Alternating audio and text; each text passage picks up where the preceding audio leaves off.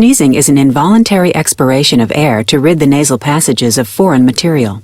Particles that enter the nostrils and irritate nerve endings in the nasal mucosa trigger impulses that are transmitted via the fifth cranial nerve to the brain's sneezing center in the medulla.